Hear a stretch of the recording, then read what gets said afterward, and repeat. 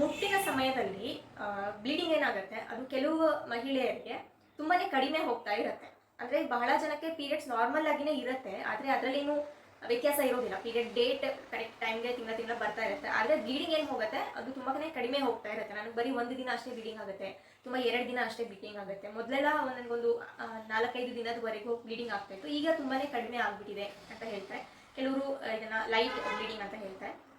So ಈ ಒಂದು condition ಅನ್ನ ನಾವು ಹೈಪೋಮೆನೋರಿಯಾ ಅಂತ ಹೇಳಿ ಹೇಳ್ತೀವಿ. ಅಂದ್ರೆ ಪೀರಿಯಡ್ಸ್ ನಾರ್ಮಲ್ ಇದ್ದು ಪೀರಿಯಡ್ಸ್ ಡೇಟ್ ಅಲ್ಲಿ ವ್ಯತ್ಯಾಸ ಇದ್ರೆ ಅದು ಬೇರೆ ಸಮಸ್ಯೆಯಿಂದ ಆಗ್ತಾ ಇರುತ್ತೆ. ಬಟ್ ಪೀರಿಯಡ್ಸ್ ಡೇಟ್ ಕರೆಕ್ಟ್ ಆಗಿ ಬರುತ್ತೆ, ಆದ್ರೆ ಪೀರಿಯಡ್ಸ್ ಬ್ಲೀಡಿಂಗ್ ಮಾತ್ರನೇ ತುಂಬಾ ಕಡಿಮೆ ಆಗಿದೆ, ಅದರಲ್ಲೂ 2 ದಿನಕ್ಕಿಂತ ಕಡಿಮೆ ಅಷ್ಟೇ ಬ್ಲೀಡಿಂಗ್ ಆಗ್ತಾ ಇದೆ ಅಂತ ಅಂದ್ರೆ ಮಾತ್ರ ಅದನ್ನ ಹೈಪೋಮೆನೋರಿಯಾ ಅಂತ ಹೇಳಿ ಹೇಳ್ತೇವೆ.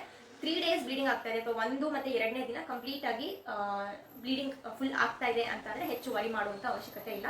ಅದು ಕೆಲವೊಂದು ಏಜ್ ರಿಲೇಟೆಡ್ ಇರುತ್ತೆ ಅಂಡ್ ಕೆಲವೊಂದು ಡೆಲಿವರಿ ಆದ ನಂತರ ಕೆಲವರಿಗೆ ಬ್ಲೀಡಿಂಗ್ ಕಡಿಮೆ ಆಗುತ್ತೆ. ಸೊ ಅದೆಲ್ಲ ನಾರ್ಮಲ್ ಇರುತ್ತೆ. ಬಟ್ 2 ಡೇಸ್ಗಿಂತ ಕಡಿಮೆ ಬ್ಲೀಡಿಂಗ್ ಆಗ್ತಾ ಇದೆ ಅಂತ ಹೇಳಿ ಹೇಳಿದಾಗ ಅದನ್ನ ಹೈಪೋಮೆನೋರಿಯಾ ಅಂತ ಹೇಳ್ತೀವಿ ಅಂಡ್ ಅದನ್ನ ನಾವು ಟೇಕ್ ಕೇರ್ ಮಾಡಬೇಕಾಗುತ್ತೆ.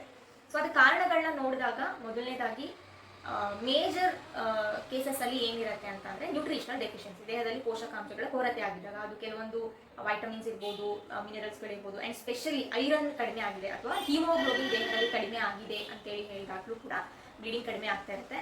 ಇನ್ನು 2ನೇ ಮೋಸ್ಟ್ ಕಾಮನ್ ರೀಸನ್ ಏನಪ್ಪಾ ಅಂತ ಹೇಳಿ ಹೇಳಿದ್ರೆ ಥೈರಾಯ್ಡ್ ಇಂಬ್ಯಾಲೆನ್ಸ್, ಅದರಲ್ಲೂ ಹೈಪೋಥೈರಾಯ್ಡಿಸಮ್ ಇರುವಂತವರಲ್ಲಿ ಬ್ಲೀಡಿಂಗ್ ತುಂಬಾನೇ ಕಡಿಮೆ ಆಗ್ತಾ ಇರುತ್ತೆ. ಹೈಪೋಥೈರಾಯ್ಡಿಸಮ್ ಇರೋರಿಗೆ ಪೀರಿಯಡ್ಸ್ ವ್ಯತ್ಯಾಸ ಕೂಡ ಆಗಬಹುದು, ಅಂದ್ರೆ ಇರ್ರೆಗ್ಯುಲರ್ ಪೀರಿಯಡ್ಸ್ ಕೂಡ ಆಗಬಹುದು. ಬಟ್ ಇನಿಷಿಯಲ್ ಸ್ಟೇಜಸ್ ಅಲ್ಲಿ ಅಥವಾ ಥೈರಾಯ್ಡ್ ಇಂಬ್ಯಾಲೆನ್ಸ್ ತುಂಬಾನೇ ಮೈಲ್ಡ್ ಆಗಿ ಇದೆ ಅಂತ ಹೇಳಿ ಹೇಳೋರಲ್ಲಿ ಬ್ಲೀಡಿಂಗ್ ಅಲ್ಲಿ ಮಾತ್ರನೇ ಕಡಿಮೆ ಕಾಣಿಸ್ಕೊಳ್ತಾ ಇರುತ್ತೆ, ಬಟ್ ಡೇಟ್ಸ್ ಅಲ್ಲಿ ಏನು ವ್ಯತ್ಯಾಸ ಇರೋದಿಲ್ಲ. ಅಂಡ್ ಇದು 2 ಮೇಜರ್ ರೀಸನ್ಸ್ಗಳು ನಮಗೆ ಕಂಡು ಬರುವುದು. ಇದು ಬಿಟ್ಟರೆ ನೆಕ್ಸ್ಟ್ ಕಂಡೀಷನ್ಸ್ PCOS ಅಥವಾ PCOD ಸಮಸ್ಯೆಗಳಿದ್ರೂ ಕೂಡ ಈ ತರ ಲೈಟ್ ಬ್ಲೀಡಿಂಗ್ ಆಗ್ತಾ ಇರುತ್ತೆ. ಅಥವಾ ಇನ್ನೂ ಕೆಲವೊಂದು ರೇರ್ ಕೇಸಸ್ ಅಂತ ಹೇಳಿ ಹೇಳಿದ್ರೆ ಯುಟೆರಸ್ ಅಲ್ಲಿ ಅಥವಾ ಗರ್ಭಾಶಯದಲ್ಲಿ ಏನಾದರೂ ಇನ್ಫೆಕ್ಷನ್ ಆಗಿದೆ, ಟ್ಯೂಬರ್ಕ್ಯುಲೋಸಿಸ್ ಆಗಿದೆ ಅಂತ ಹೇಳಿ ಹೇಳಿದ್ರೆ, ಅಥವಾ ಗರ್ಭಾಶಯದಲ್ಲಿ ಏನಾದರೂ ನಿಮಗೆ ಯಾವುದಾದ್ರು ಒಂದು ಸರ್ಜರಿ ಅಥವಾ ಪ್ರೊಸೀಜರ್ಸ್ಗಳು, ಅಬೋಷನ್ಸ್ ಆಯಿತು ಅಥವಾ ಡಯಲಿಟೇಜ್ ಅಂಡ್ ಕ್ಯೂರಿಟೇಜ್ ಅಂತ ಹೇಳ್ತಾರೆ, DNC ಅಂತ ಹೇಳಿ ಹೇಳ್ತಾರೆ, ಆ ಥರದ ಪ್ರೊಸೀಜರ್ಸ್ ಆದ ನಂತರ ಕೆಲವರಿಗೆ ಬ್ಲೀಡಿಂಗ್ ಕಡಿಮೆ ಆಗ್ಬಹುದು. ಇಲ್ಲಾಂದ್ರೆ ಯುಟೆರಸ್ ಒಳಗಡೆ ಏನಾದರೂ ಎಂಡೋಮೆಟ್ರಿಯಲ್ ಲೇಯರ್ ಅಲ್ಲಿ ಏನಾದರೂ ಸಮಸ್ಯೆ ಇದ್ದಾಗ, ಅದರಲ್ಲಿ ಏನಾದರೂ ಸ್ಕಾರ್ ಟಿಶ್ಯೂ ಆಗಿದೆ ಅಥವಾ ಅಡೇಷನ್ಸ್ ಆಗಿದೆ ಅಂತ ಹೇಳಿ ಹೇಳಿದಾಗ ಬ್ಲೀಡಿಂಗ್ ಕಡಿಮೆ ಆಗ್ತಾ ಇರುತ್ತೆ. ಬಟ್ ಇದು ತುಂಬಾನೇ ರೇರ್ ಕೇಸಸ್ ಕಂಡು ಬರುವುದು. ಸೊ ಈ ಕಾರಣಗಳಿಂದಾಗಿ ಬ್ಲೀಡಿಂಗ್ ಕಡಿಮೆ ಆಗ್ತಾ ಇರುತ್ತೆ. ಸೊ ಇದನ್ನ ಹೇಗೆ ಸರಿ ಮಾಡ್ಕೊಳ್ಳೋದು ಅಂತಂದ್ರೆ ತುಂಬಾನೇ ಸಿಂಪಲ್ ವಿಚಾರ. ಜಸ್ಟ್ ಏನ್ ಅಂಡರ್ಲೈನ್ ಇಶ್ಯೂ ಇರುತ್ತೆ ಅದನ್ನ ನೀವು ಸರಿ ಮಾಡ್ಕೊಂಡ್ರೆ ನಿಮ್ಮ ಬ್ಲೀಡಿಂಗ್ ಕೂಡ ನಾರ್ಮಲ್ ಆಗುತ್ತೆ. 3 ಸಿಂಪಲ್ ವೇಸ್ ನಾನು ನಿಮಗೆ ತಿಳಿಸ್ಕೊಡ್ತೇನೆ. ಮೊದಲನೇದು ಎಕ್ಸಸೈಸ್ ಅನ್ನ ಮಾಡೋದು, ರೆಗ್ಯುಲರ್ ಆಗಿ ಎಕ್ಸಸೈಸ್ ಅನ್ನ ಮಾಡಬೇಕು, ಇದು ತುಂಬಾನೇ ಇಂಪಾರ್ಟೆಂಟು. ಸೊ ಪ್ರತಿದಿನ ಒಂದು 30-45 ನಿಮಿಷ ನಿಮ್ಗೆ ಯಾವ ಟೈಪ್ ಆಫ್ ಎಕ್ಸಸೈಸ್ ಕಂಫರ್ಟೇಬಲ್ ಅನ್ಸುತ್ತೆ ಅಷ್ಟು ಮಾಡಬೇಕು. ಅತಿಯಾಗಿ ಎಕ್ಸಸೈಸ್ ಕೂಡ ಮಾಡ್ಲಿಕ್ಕೆ ಹೋಗಬಾರ್ದು. ಅತಿ ವ್ಯಾಯಾಮ ಮಾಡಿದ್ರು ಕೂಡ ಅದು ನಿಮಗೆ ಪೀರಿಯಡ್ಸ್ ಅಫೆಕ್ಟ್ ಮಾಡುತ್ತೆ ಅಂಡ್ ಬ್ಲೀಡಿಂಗ್ ಅಲ್ಲಿ ಕಡಿಮೆ ಕಾಣಿಸ್ಕೊಳ್ಳುವಂತ ಸಾಧ್ಯತೆಗಳು ಕೂಡ ಇರುತ್ತೆ. ಸೊ ನಿಮ್ಮ ಶಕ್ತಿ ಎಷ್ಟಿರುತ್ತೆ ಅಷ್ಟು ಅರ್ಧ ಶಕ್ತಿ ಮಾತ್ರನೇ ನೀವು ಎಕ್ಸಸೈಸ್ ಅನ್ನ ಮಾಡಬೇಕು.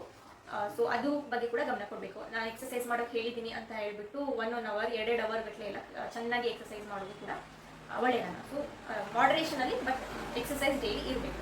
2ನೇ ವಿಚಾರ, ಕರೆಕ್ಟ್ ಲೈಫ್ ಸ್ಟೈಲ್ ಫಾಲೋ ಮಾಡಿ. ಸ್ಲೀಪ್ ಸೈಕಲ್ ಇರ್ಬೋದು ಅಥವಾ ಫುಡ್ ಅಲ್ಲಿ ಪ್ರಾಪರ್ ನ್ಯೂಟ್ರಿಷನ್ ಫುಡ್ ಇರ್ಬೋದು, ಬ್ಯಾಲೆನ್ಸ್ಡ್ ಫುಡ್ ಇರ್ಬೋದು, ಫೈಬರ್, ಪ್ರೋಟೀನ್, ವೈಟಮಿನ್ಸ್ ಮತ್ತೆ ಮಿನರಲ್ಸ್ ಇರುವಂಥದ್ದು, ಹಣ್ಣುಗಳು ಚೆನ್ನಾಗಿ ತಗೊಳ್ಳೋದು, ತರಕಾರಿಗಳನ್ನ ಚೆನ್ನಾಗಿ ತಗೊಳ್ಳೋದು. ಸೊ ಈ ಥರ ಬ್ಯಾಲೆನ್ಸ್ಡ್ ಫುಡ್ ಅನ್ನ ಫಾಲೋ ಮಾಡುವಂಥದ್ದು. ಹಾಗೆ ಲೈಫ್ ಸ್ಟೈಲ್, ಸ್ಟ್ರೆಸ್ ಇದೆ ಅಂತ ಹೇಳಿ ಹೇಳಿದ್ರೆ ಸ್ಟ್ರೆಸ್ ಮ್ಯಾನೇಜ್ಮೆಂಟ್ ಮಾಡ್ಕೋಬೇಕು. ಆ್ಯಂಡ್ ನಿದ್ದೆ ಸೈಕಲ್ ಸರಿಯಾಗಿ ಆಗ್ತಾ ಇಲ್ಲ, ಟೈಮಿಂಗ್ ಸರಿ ಫಾಲೋ ಮಾಡೋಕ್ಕಾಗ್ತಾ ಇಲ್ಲ ಅಂತಂದ್ರೆ ಅದನ್ನು ಕೂಡ ಸರಿ ಮಾಡ್ಕೋಬೇಕಾಗುತ್ತೆ. ಇದು 2 ಫಸ್ಟ್ 2 ಪಾಯಿಂಟ್ಸ್ ಮೇಜರ್ ಆಗಿ ವೆರಿ ಇಂಪಾರ್ಟೆಂಟ್ ಇರುವಂಥದ್ದು. ಆ್ಯಂಡ್ 3ನೇದು ಕೆಲವೊಂದು ಹೋಮ್ ರೆಮಿಡೀಸ್ ನಿಮಗೆ ತಿಳಿಸ್ಕೊಡ್ತೇನೆ. ಮೊದಲನೇದು ಶುಂಠಿ ಮತ್ತೆ ಬೆಲ್ಲದ ಕಷಾಯ. Very simple.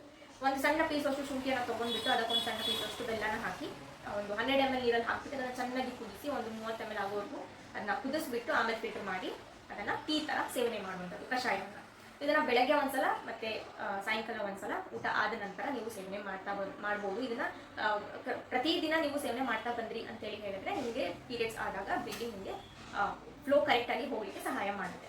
ಸೊ ಈ ಶುಂಠಿ ಏನಿದೆ ಅದು ನಮ್ಮ ಬಾಡಿಯಲ್ಲಿ ಬ್ಲಡ್ ಸರ್ಕ್ಯುಲೇಷನ್ ಅನ್ನ ಹೆಚ್ಚಿಗೆ ಮಾಡುತ್ತೆ. ಹಾಗೇನೆ ಈ ಒಂದು ಹೈಪೋಮೆನೋರಿಯಾ ಅಂತ ಏನ್ ಹೇಳ್ತೀವಿ ಅಥವಾ ಪೀರಿಯಡ್ ಆದಾಗ ಈಗ ನಾವು ಡಿಸ್ಕಸ್ ಮಾಡ್ತಾ ಇರುವಂತ ಟಾಪಿಕ್ ಏನಿದೆ ಇದನ್ನ ಆಯುರ್ವೇದದಲ್ಲಿ ಆರ್ತವ ಕ್ಷಯ ಅಂತ ಹೇಳಿ ನಾವು ಹೇಳ್ಬೋದು. ಆರ್ತವ ಅಂತಂದ್ರೆ ಪೀರಿಯಡ್ ಬ್ಲಡ್ ಅನ್ನ ಆರ್ತವ ಅಂತ ಹೇಳ್ತೀವಿ ಕೆಲವೊಂದು ಕಂಟೆಕ್ಸ್ಟ್ ಅಲ್ಲಿ.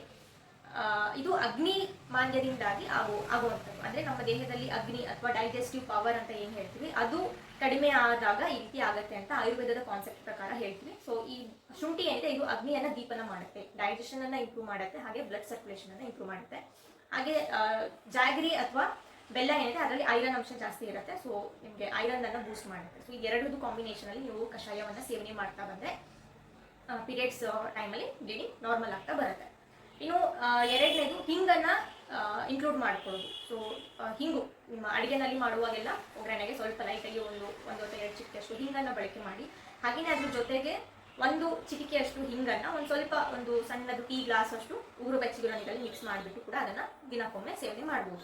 ಸೊ ಇದರಿಂದಲೂ ಕೂಡ ಪೀರಿಯಡ್ಸ್ ಆದಾಗ ಬ್ಲೀಡಿಂಗ್ ಹೆಚ್ಚಾಗಲಿಕ್ಕೆ ಸಹಾಯ ಮಾಡುತ್ತೆ. ಇನ್ನು ಮೂರನೇದಾಗಿ ಎಳ್ಳನ್ನು ಇನ್ಕ್ಲೂಡ್ ಮಾಡ್ಕೊಳ್ಳುವಂಥದ್ದು. ಪ್ರತಿದಿನ 1 ಚಮಚೆಯಷ್ಟು ಎಳ್ಳಿನ ಪುಡಿ ರೋಸ್ಟ್ ಮಾಡಿಬಿಟ್ಟು ಪೌಡರ್ ಮಾಡಿರುವಂಥದ್ದು, ಅಥವಾ ಎಳ್ಳಿನ ಉಂಡೆಗಳು ಕೂಡ ಮಾಡ್ಕೋಬೋದು. ಸೊ ಇದನ್ನು ನೀವು ಪ್ರತಿನಿತ್ಯ ಸೇವನೆ ಮಾಡ್ತಾ ಬಂದ್ರಿ ಅಂದರೂ ಕೂಡ ಬ್ಲೀಡಿಂಗ್ ಹೆಚ್ಚಾಗಲಿಕ್ಕೆ ಸಹಾಯ ಮಾಡುತ್ತೆ.